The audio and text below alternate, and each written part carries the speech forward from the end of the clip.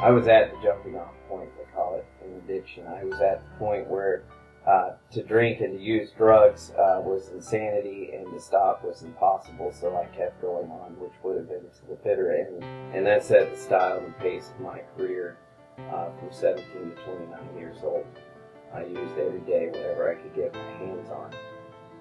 And the disease doesn't start out ugly, it always progresses. The disease in me did progress. And I remember by the time I was 19, which was only 2 years later, I had begun using heroin.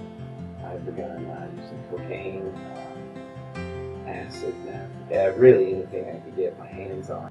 I had overdosed at a hotel, semi-intentionally, and I can remember the nurse laying over me saying, "You know you're going to die. We just drew your blood, and it's a lethal combination. If you hadn't gotten here, you wouldn't wake up in the morning." But I didn't have a solution. I didn't know what to do, and they took me to Ridgeview for a couple of weeks, and even in there I lied. They asked if I had a problem with drugs and alcohol, and I can remember going, "No, of course, I don't have a problem with drugs and alcohol." Because if you're an addict like me, you lie, and you protect your disease, and that's exactly what I did.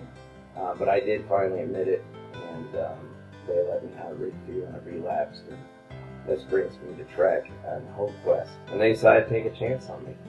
And they came and interviewed me in jail. And I can remember Stephen Hendricks, he's one of the counselors at Hope Quest, interviewing me in one of the holding cells. And there was a plastic partition between us because I was so dangerous that I couldn't be allowed in a room with normal people without handcuffs and shackles at my feet. And I remember I told him, I said, "If you can't change me, then don't get me out. Because I'll just hurt you, I'll hurt my wife and kids, or I'll hurt myself. I'm in the right place, and this is where people like me belong." And he said, Alex, that was my name then. They call me Alexander now. He said, "Alex, I can't change you. And if you'll fill out this paperwork, we'll take a chance on you." And they did. That's what Hope Quest does. They take chances on people that nobody else wants. I was the guy that the pastors had said was unredeemable and unsavable.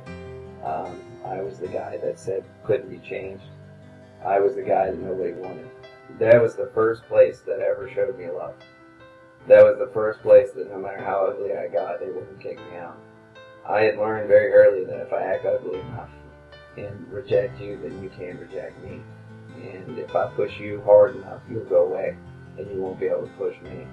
But no matter how hard I pushed Roy, and no matter how hard I pushed Trek, I couldn't get them to stop loving me.